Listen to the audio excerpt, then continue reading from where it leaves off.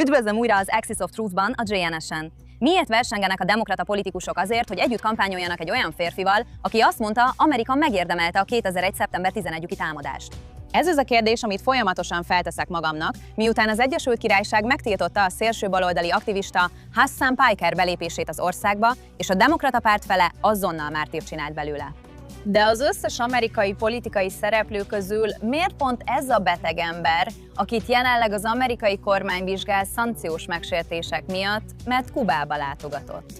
Miért ő az, akit annyi demokrata politikus siet megvédeni? Emlékeztetőül ilyen valójában Hassan Piker. Amerika megérdemelte a 2001. szeptember 11-ét, haver. Ezt mondom.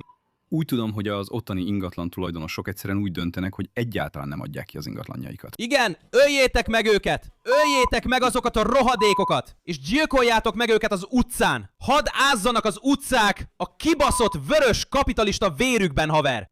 Engels írt a társadalmi gyilkosság fogalmáról. És Brian Thompson, mint a United Healthcare vezérigazgatója, óriási mértékű társadalmi gyilkosságot követett el. A szervezett erőszak formái. Azért, mert a magánegészségügyi rendszer általános fájdalmat okozott az átlagos amerikaiaknak.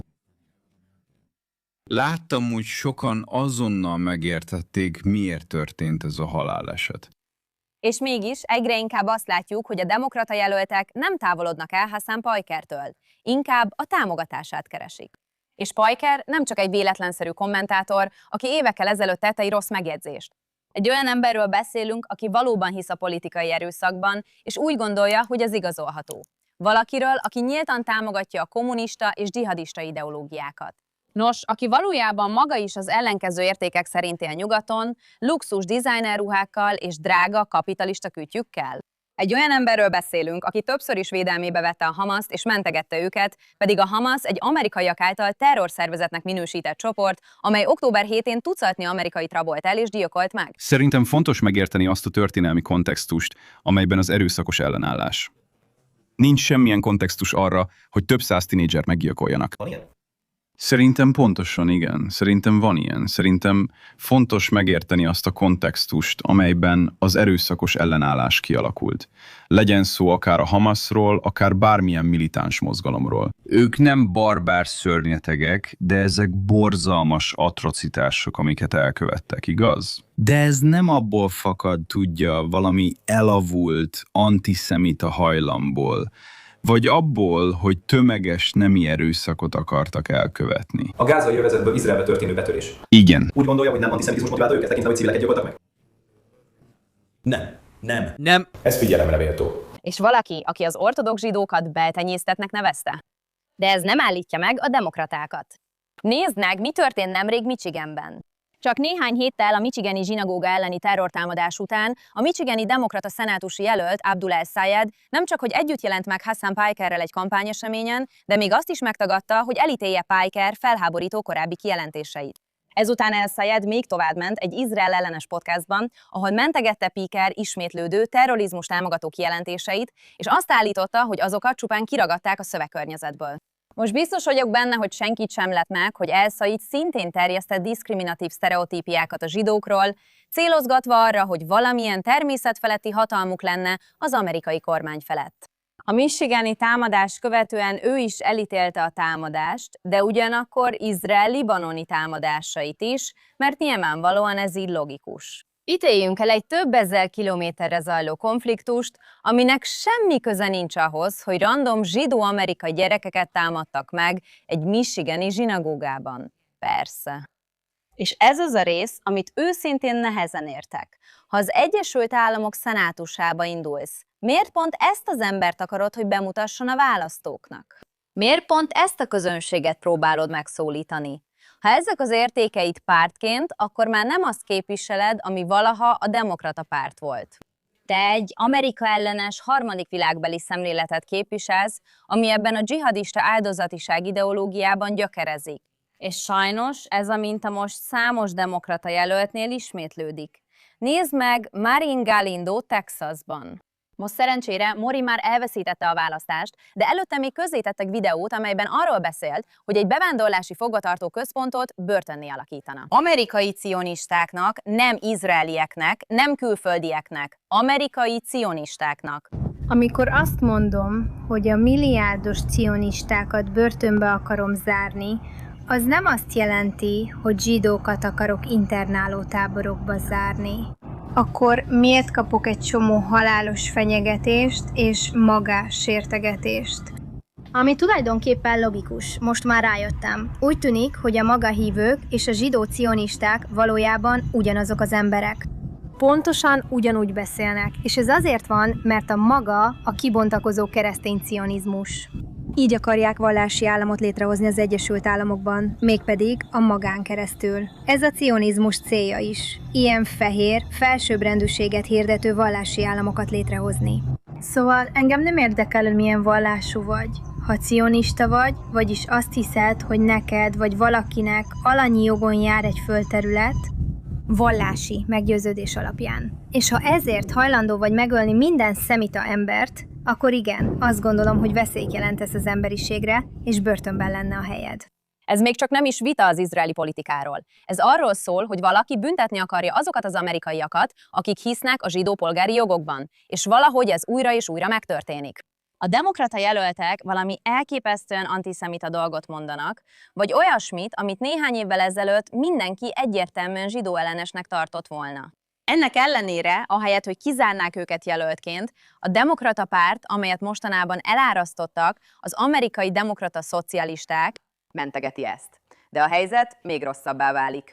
Nézzék meg a New Jersey demokrata kongresszusi jelöltet, Adam Hamavit, aki éppen most nyerte meg az előválasztást. Nos, Hamavi nem csupán egy szélsőséges baloldali, valódi terrorista kapcsolatai vannak. Közeli szövetségese volt Omar Abdel-Rahmannak, a vak sejknek, akit később elítéltek az 1993-as World Trade Center elleni robbantással kapcsolatban. Mele utazott, tolmácsolt neki, sőt, még védelmi tanúként is fellépett a terrorcselekmény miatti perében. 1994-ben önkéntesként dolgozott egy Al-Qaida kapcsolatú szervezetnél Boszniában. Majd 2024-ben Hamavi önkéntesként dolgozott egy gázai kórházban, amely alatt Mohamed Sinbar, a Hamász vezetője bujkált. Természetesen Hamavi azt állította, hogy semmi gyanús nincs a kórházban, és hogy Izrael civileket támad. Ha ez nem lenne elég, ő támogatja a fegyverembargót Izraellel szemben, és ellenezte a védelmi vaskupola finanszírozását is. Hamavi az egyik legszélsőségesebb példa, és mégiscsak egy a sok demokrata jelölt közül, akiknek komolyan aggasztó megjegyzéseik, valamint veszélyes és szélsőséges kapcsolataik és retorikájuk van. Van még másik kavász is, egy New York-i állami szenátusi jelölt, aki azt mondta, hogy a 2001. szeptember 11-i támadás az amerikai gyarmatosítás következménye. Ott van az amerikai szenátusi jelölt Graham Plattner is, akinek szó szerint náci tetoválása van, amivel a jelek szerint a demokratáknak már nincs problémájuk. És ott van az amerikai kongresszusi képviselőjelölt Daria Liza Avila Sevalier is, egy másik DSC jelölt, aki részt vett az Izrael ellenes New York-i tüntetéseken 2023. október 8-án New Yorkban. A szomorú valóság az, hogy azok az álláspontok, amelyek korábban főként a szélsőséges aktivista körökben voltak jelen, most már országszerte megjelennek a kongresszusi választásokon is. És még a demokraták is kezdik beismerni ezt. Mallory McMorrow, a michigani demokrata szenátusi jelöltet megkérdezték, hogy a demokrata pártnak van-e antiszemitizmus problémája, és a válasza egyértelmű igen volt. Valójában a saját családja is áldozata volt ennek. A férjét, aki zsidó, antiszemita szidalmazással illették, miközben az 5 éves lányukat sétáltatták az utcán. Ez egy demokrata, aki azt írja le, amit saját szemével tapasztalt. Van antiszemitizmus probléma a demokrata pártban? Mrs. McMorrow szerint van. A demokrata kongresszuson egy résztvevő antiszemita szidalmat kiabált a férjemre, aki zsidó, miközben az 5 éves lányommal sétált. Ez rémistő. Ha ez a helyzet, akkor miért engedik ezt meg a demokrata párt vezetői? Miért viselkednek úgy, mintha azok, akik nyíltan politikai erőszakot szorgalmaznak, valóban a Z-generáció és a párt jövőjének legitim hangjai lennének, mint Hassan Pajker?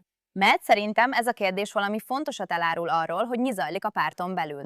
Néhány évvel ezelőtt politikai öngyilkosság lett volna együtt mutatkozni valakivel, aki azt mondta, hogy Amerika megérdemelte a 9/11-et. Mégis már egy amerikai szenátusi jelölt lehetőségként tekint erre. Néhány évvel ezelőtt, ha valaki amerikai cionisták börtönéről beszélt volna, azzal véget ért volna a kampánya. Ma ez csak egy újabb hírciklus.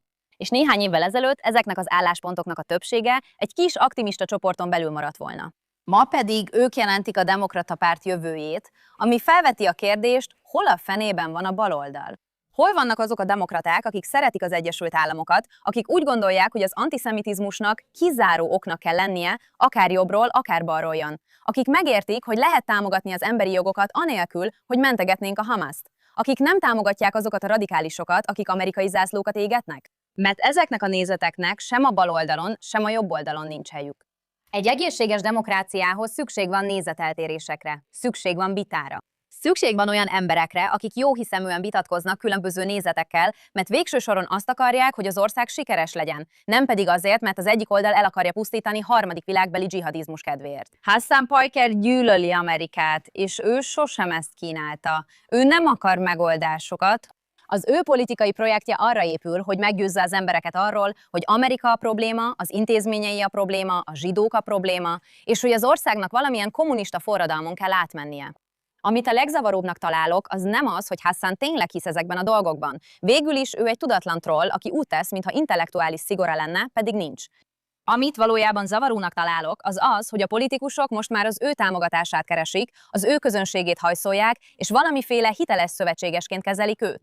Ezért gondolom, hogy az Egyesült Királyságban bevezetett tiltás valójában csak elterelés, amit ő megpróbál a maga javára fordítani, vár csak ki, zsidó ellenes uszítással. Ez itt a nagyobb történet. Az, hogy egy jelentős amerikai politikai párt egyre inkább magához ölel olyan embereket, akiket korábban politikailag mérgezőnek tartottak volna. Nem is olyan régen. Mindezt kétségbeesett próbálkozásként, hogy támogatást szerezzenek a Z-generációtól. Attól a nemzedéktől, amelyet a leginkább érintenek Kína, Katar, az iráni iszlám köztársaság és mások felforgató törekvései.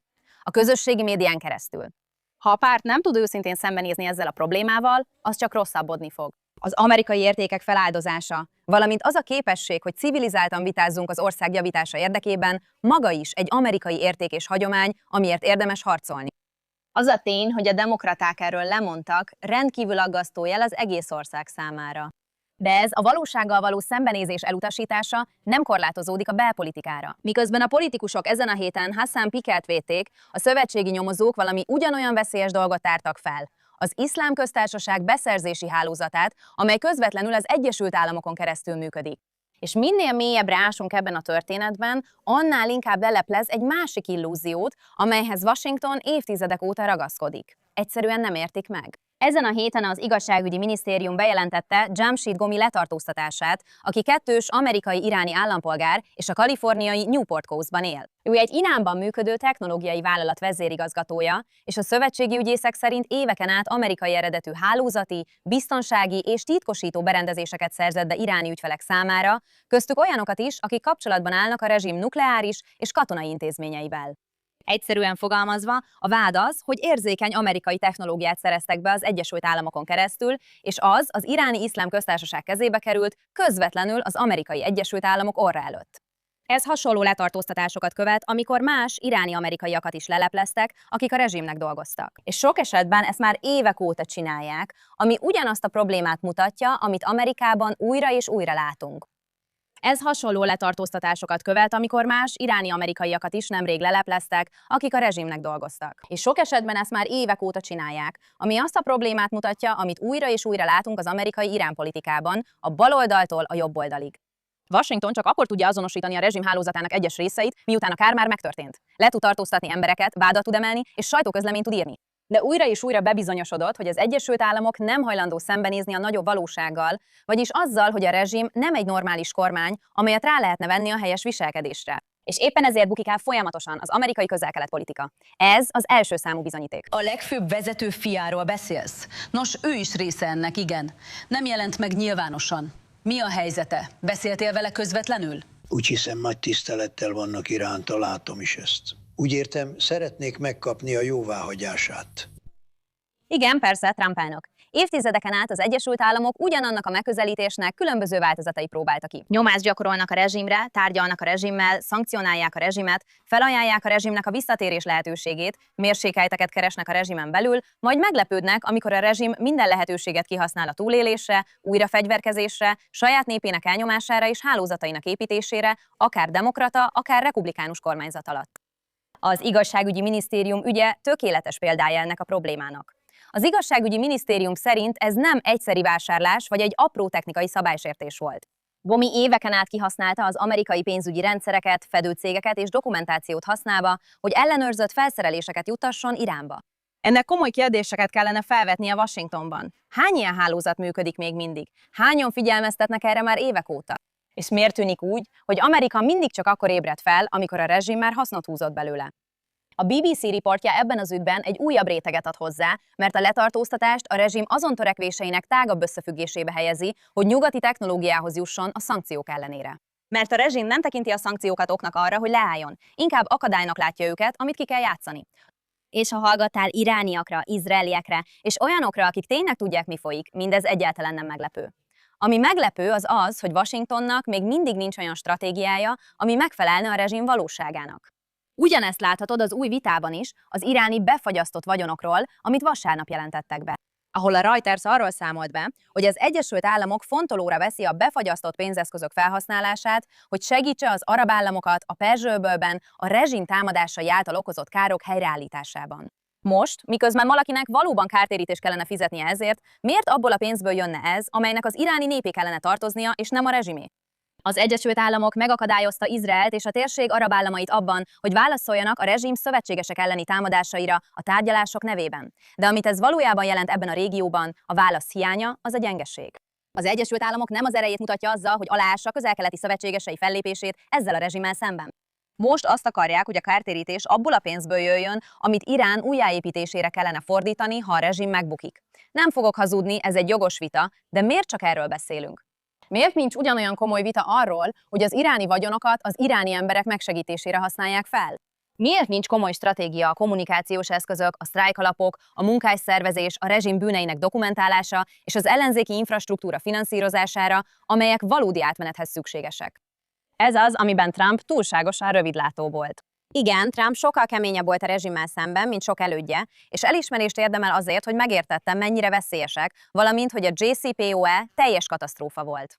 Azonban már a kezdetektől figyelmeztettem, hogy az adminisztráció úgy tűnt, mintha egy Dulce Rodríguez-szerű figurát keresne a rezsimen belül, valakit, aki képes lenne változást elérni anélkül, hogy ténylegesen megtörni a rendszert. De Irán nem Venezuela, és az Iszlám Köztársaság egy ideológiai rendszer, amely az otthoni elnyomásra és a forradalmi terjeszkedésre épül külföldön. Az irániak évek óta mondják, hogy a rendszert nem lehet megreformálni. Ők nem az Iszlám Köztársaság egy jobb változatát kérik. Azt követelik, hogy véget érjen az Iszlám Köztársaság, és készek meghalni ezért. És ezért fontos Reza Pahlavi kérdése. Nem kell minden álláspontjával egyetérteni, amit valaha képviselt, de bármilyen komoly elemzés az iráni ellenzéki politikáról el kell ismerje, hogy ő a legismertebb és leginkább vágyott ellenzéki személyiség Iránon belül és kívül is. Figyelmen kívül hagyni őt, vagy úgy tenni, mintha valamilyen rezsimen belüli személyt lehetne legitim átmeneti vezetővé tenni, nem komoly stratégia. Ez az a washingtoni gondolkodás, hogy ők jobban tudják, mint azok az emberek, akik 47 éve élnek ez alatt a rezsim alatt. Tévednek. És ezért számít Izrael tapasztalata. Izrael olyan módon érti a Közel-Keletet, ahogy az egymást követő amerikai kormányzatok nem. Az Egyesült Államok szuverén ország, saját érdekekkel. De Irán kapcsán Izrael évtizedek óta figyelmeztet a rezsim természetére, nukleáris törekvéseire, a proxy hálózataira, amelyek veszélyeztetik az Egyesült Államokat, a terror infrastruktúrájára, amely amerikaiakat öl, és arra a hajlandóságára, hogy minden diplomáciai lehetőséget kihasználjon az újjáépítésre. Ennek ellenére az Egyesült Államok még mindig úgy viselkedik, mintha jobban tudná Izraelnél, hogyan kell kezelni a rezsimet. Ez az őrület definíciója. Vasárnap egy volt Mossad tisztviselő nyíltan beismerte, hogy Izraelnek lépésről lépésre kidolgozott terve volt a rezsim meggyengítésére és olyan feltételek megteremtésére, amelyek annak összeomlásához vezetnének. Ennek a tervnek egy része már folyamatban volt, de a folyamatot leállították, amikor Donald Trump elnök hirtelen leállította a háborút. Az is Donald Trump elnök volt, aki megkövetelte, hogy Izrael hagyja abba a támadásokat a 12 napos háború alatt. És szintén ő követelte, hogy Izrael hagyja abba a Hezbollah elleni csapásokat Libanonban. És szintén Donald Trump elnök volt az, aki megkövetelte, hogy Izrael hagyja abba az Iszlám Köztársaság elleni támadásokat a legutóbbi rakétazápor és tűzszünet megsértése után. Mindezek a lépések hatalmas győzelmet jelentenek az Iszlám Köztársaságnak, és azt az érzést keltik bennük, hogy joguk van beleszólni más szuverén országok ügyeibe, amelyekhez semmi közük, még véleményt sem kellene mondaniuk.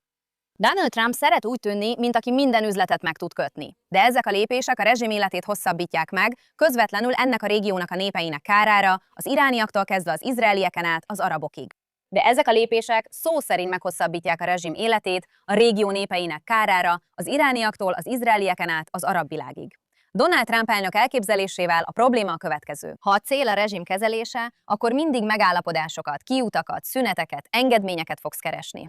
De ha a célod az, hogy megszabadítsd a világot a rezsimtől, és biztosítsd, hogy soha többé ne fenyegesse az Egyesült Államokat, akkor más stratégiára van szükséged. Olyasmire, ami a népet helyezi a középpontba, nem a rezsimet. És ezt nem érti Washington. Az Egyesült Államok nagyon jó abban, hogy utólag megtalálja a rezsim gépezetének egyes elemeit. Nyomon követi a fegyverbeszerzéseket, és szankcionálja a vállalatokat, letartóztatja az egyéneket, befagyasztja a vagyonokat. Még célpontokat is tudnak támadni Iránon belül. De egyik sem válaszolja meg a nagyobb kérdést. Mi a végső cél?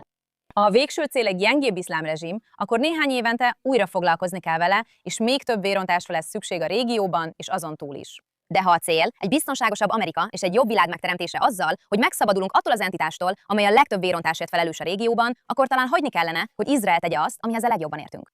Ezért fontos az igazságügyi minisztérium ügye, mert ez nem egyetlen áruló története. Ez emlékeztet arra, hogy a rezsim folyamatosan alkalmazkodik, fejlődik és kihasznál minden lehetőséget a nyugati társadalomban.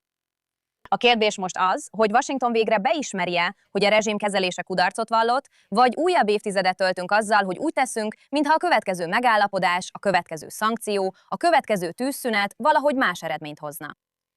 Ezen a héten a jóval, a rosszal és a csúffal zárjuk a hetet, kezdve a rosszal. Ezen a héten egy ENSZ tisztviselő megdöbbentő beismerést tett, miután hónapokon át jelentések és felháborodás övezték az izraeli biztonsági erőkhöz köthető hamis szexuális erőszakvádakat. Pramila Patton, az ENSZ tisztviselő, aki felelős volt azért a jelentésért, amely Izraelt az ENSZ szexuális erőszakot elkövetők fekete listájára tette a Hamas mellé, beismerte, hogy soha nem vizsgálta meg személyesen a bizonyítékokat, és még akkor sem lenne hajlandó meglátogatni a fogvatartási létesítményeket, ha erre lehetőséget kapna. Nézzék csak meg! Nem az én hivatalom felelőssége az ellenőrzés elvégzése. Hozzáfért az ebben a jelentésben említett bizonyítékokhoz? Nem kell hozzáférnem, úgy értem az információkat. Nagyon alapos ellenőrzési és dokumentációs módszertannal igazolják. Én csak egy színzet vagyok. Összegyűjtöm ezeket az információkat, és bemutatom az ENSZ főtitkárának. Értem, csak arra voltam kíváncsi, hogy saját szemével látta-e. Nem, mert ez nem az én feladatom. És még a végleges megbizatásom alatt is világossá tettem, hogy nem fogok ellátogatni fogvatartási létesítményekbe, még akkor sem, ha felajánlják. Miért mutatták be ezeket az állításokat a világnak, mielőtt az a személy, akinek be kellett volna mutatnia őket, egyáltalán átnézte volna a bizonyítékokat? Ha például ön az ENSZ és egy országot fel akar helyezni a fekete listára a lehető legsúlyosabb vádak miatt, akkor úgy gondolom, hogy a bizonyítékok ellenőrzése kellene, hogy legyen az első lépés. Különösen akkor, amikor ezek a jelentések címlapokra kerülnek, befolyásolják a kormányokat, sőt, világszerte gyűlöletet szítanak a zsidók ellen. És pontosan ezért veszítette el annyi ember a maradék hitét is az Egyesült Nemzetek Szervezetében. Mindig kettős mércét alkalmaznak Izrael állammal szemben. Amikor az a személy, aki ténylegesen felelős ezért a jelentésért, beismeri, hogy személyesen nem vizsgálta meg a bizonyítékokat, sőt, még csak nem is volt hajlandó meglátogatni az érintett létesítményeket, akkor mégis hogyan lehet bízni bármiben, amit mondanak? Ismét bebizonyosodott, hogy az ENSZ hírneve nem más, mint az abszurd színháza. És most következik a legrondább történet Kanadából, ami ezen a héten felkeltette a figyelmemet, ami sajnálatos, mert manapság úgy tűnik, nincs hiány csúnya történetekből Kanadából. A Montreali Zsidó Általános Kórház szívsebészeti osztályának vezetője bejelentette, hogy több mint 20 év után elhagyja Quebecet. Az Kanada növekvő zsidó gyűlölete. Azt mondta, már nincs meg a bizalma, hogy az egészségügyi rendszerben növekvő antiszemitizmust nem veszik komolyan. És ami különösen riasztó, hogy itt nem politikáról, közösségi médiáról vagy egyetemi vitáról van szó. Egy vezető szívsebésszel van dolgunk, aki évtizedeket töltött a kanadai egészségügyben, és most arra a következtetésre jutott, hogy a helyzet annyira rossz, hogy el akarja hagyni az országot. Kanada megdöbbentően rossz helyzetben van, ha ez történik a zsidókkal.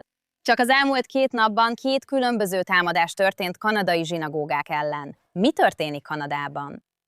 És végül, ahogy mindig, szeretnénk pozitív hangon zárni a hetünk jó hírével. Az egyik legérdekesebb dolog az volt, ami azután történt, hogy az irániak visszakaptak némi, bár korlátozott internet hozzáférést, és amit mondanak, az nagyon beszédes. Nem az Egyesült Államokra vagy Izraelre haragszanak, amiért megtámadták a rezsimet. Azért vannak csalódottak, mert a bombázás abba maradt. Miközben a rezsim propagandistái azt mondták a nyugatnak, hogy az Irán elleni csapások egyesítik az irániakat a rezsimmel, az emberek egészen más üzenetet küldtek a világnak. Vajon végre készek meghallgatni őket? Nézzék csak meg!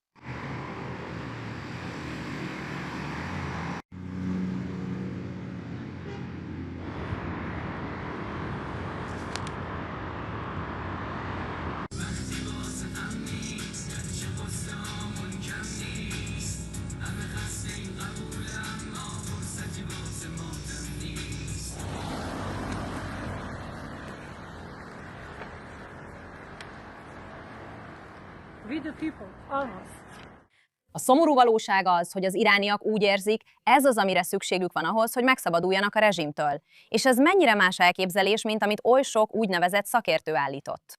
Emlékeznek, amikor hónapokig azt síratták, hogy egy támadás majd az irániakat a zászló köré gyűjti? Az igazság az, hogy az egyetlen módja annak, hogy bárkit is a zászló köré gyűjtsenek, az az, ha fizetnek a tüntetőknek, hogy megjelenjenek a rezsim támogatására. De minden esetre, nos, ez nyilvánvalóan keserédes, ez a heti jó hírünk, mert az iráni nép még nem végzett ezzel a rezsimmel. És az ő kitartásuk azzal szemben, hogy úgy tűnik az egész világ hátat fordít nekik, olyasmi, amit nem lehet figyelmen kívül hagyni. Ezért mi kiállunk mellettetek Irán minden népével. Tartsatok ki továbbra is, és mi is továbbra is kiállunk értetek.